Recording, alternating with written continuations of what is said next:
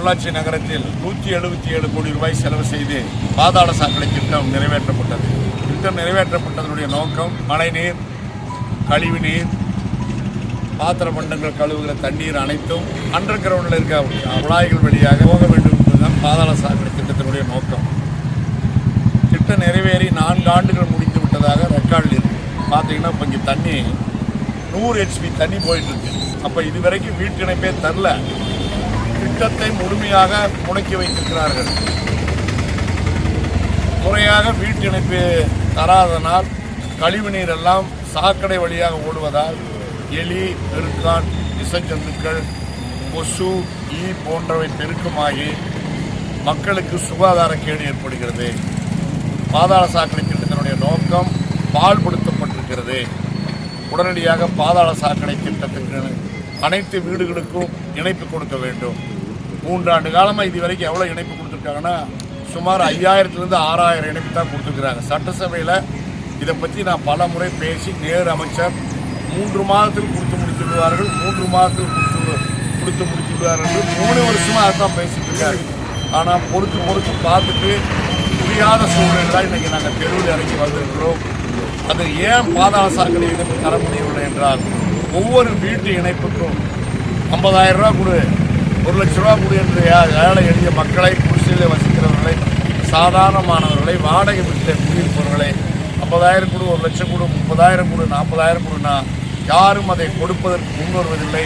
எனவே பாதாள சாக்கடை வீட்டு இணைப்புகள் கொடுக்கப்படாமலே 3 ஆண்டு காலம் முடங்கி கிடக்கிறது. அதை பற்றி ஆட்சியாளர்கள், நகராட்சி நிர்வாகம் கண்டுகொள்ளவில்லை. உடனடியாக நகராட்சி ஆணையாளர் சட்டசபையிலே நேரு மந்திரி சொன்னதைப்படி இந்த வீட்டு இணைப்புகளை கொடுத்து வீதியிலே ஓடுகிற சாக்கடை நீர் ஓடாமல் செய்ய வேண்டும் என்பதுதான் பொள்ளாச்சி நகர மக்களுடைய ஒட்டுமொத்த வேண்டுகோள். பாதாள சாக்கடையை அமைக்கின்ற பணிக்கு 177 கோடி செலவு. அதன் பிறகு அந்த ரோடுகளை எல்லாம் போடுவதற்கு அதிமுக ஆட்சியில் 250 கோடி ரூபாய் ரோடு போடுவதற்கு செலவு. ஆக மொத்தம் 450 கோடி ரூபாய் செலவு செய்த திட்டம் நாசமாக போய்கொண்டிருக்கிறது. அதை பற்றி நகராட்சி நிர்வாகம் கண்டுகொள்ளவில்லை.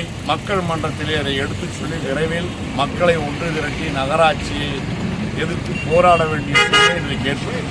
அதே போல குப்பை பார்த்தீங்கன்னா நீங்கள் எல்லா பக்கம் பார்த்தீங்க, அங்கங்கே குப்பை அள்ளி குமித்து பையில போட்டு வச்சிருக்கிறாங்க. யாரும் குப்பையை வண்டியில ஏற்றி கொண்டு போய் குப்பை கிடங்குல போடுறதில்லை. குப்பை அள்ளுவதற்கு தேவையான ஆட்களோ அல்லது குப்பையை கூட்டுவதற்கு தேவையான ஆட்களையோ நியமிக்காமல் கான்ட்ராக்டர் மக்களை ஏமாற்றி மக்களுடைய வரிப்பணத்திலே கோடிக்கணக்காக பெற்றுக்கொண்டு ஒப்பந்ததாரர் மக்களை ஏமாற்றி கொண்டிருக்கிறார். நீங்க எத்தனை போட்டோ எடுத்தீங்க பத்திரிகையாளர்கள், அதெல்லாம் பாருங்க. எல்லா பக்கம் பையில போட்டு வெள்ளை பையில குப்பையை குமித்து வைத்திருக்கிறார்கள். இதையும் வன்மையாக கண்டிக்கிறோம்.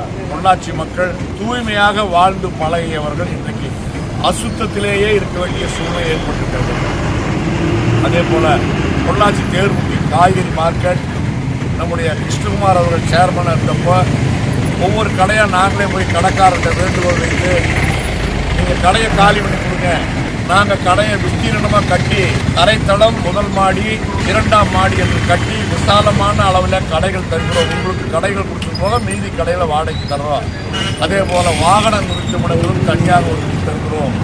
இருசக்கர வாகனத்தில் வருகிற மக்கள், அதே போல் கார்களில் வர்றவங்களாம் வாகனத்தை நிப்பாட்டிட்டு பொருள் காய்கறி வாங்கிட்டு அவரவர்கள் கிராமங்களுக்கு, நகரங்களுக்கு போகத்தக்க வகையில் ஏற்பாடு செய்து தருவோம் என்று சொன்னோம்.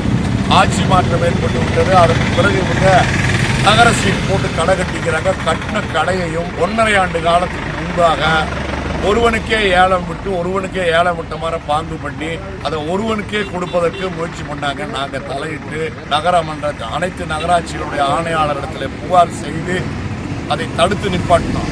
அதுக்கப்புறம் அந்த ஏலத்தை கேன்சல் பண்ணிட்டு சும்மா வச்சுட்டு அவங்களுக்கு விருப்பப்பட்ட நபர்களுக்கு அவங்க கட்சிக்காரங்க கொடுத்ததாக எங்கள் கவனத்துக்கு வந்துருக்குது. உண்மையாகவே அங்கே தலைமுறையா பாட்டன், அதுக்கப்புறம் மகன், அதுக்கு பிறகு அப்பன், பேரன் 4 தலைமுறையாக வியாபாரம் செய்து கொண்டிருந்த மக்களுக்கு அந்த கடைகளை ஒதுக்கி தர வேண்டும் என்பதுதான் பொள்ளாச்சி நகரத்தில் வசிக்கிற அனைத்து மக்களுடைய விருப்பம். இதிலும் அனுகூலம் பார்க்க வேண்டும் என்று நினைத்தால் அதை நிச்சயமாக முறியடிப்போம். அந்த கடையை யாரும் ஏற்கனவே தொழில் பண்ணி கொண்டிருக்கிறவங்களுக்கு அந்த கடைகளை நியாயமான வாடகைக்கு குறிப்பிட்டபடி அவர் கொடுத்த வாக்குறுதிப்படி ஒதுக்கி தர வேண்டும் என்று அன்போடு கேட்டுக்கொள்கிறோம். மொத்தத்தில் பொள்ளாச்சி நகராட்சி செயல்பாடை மாற்றிக்கொண்டு மக்களுக்கு பயன்படத்தக்க வகையில் சிறப்பாக செய்து தர வேண்டும் என்று அன்போடு நன்றி.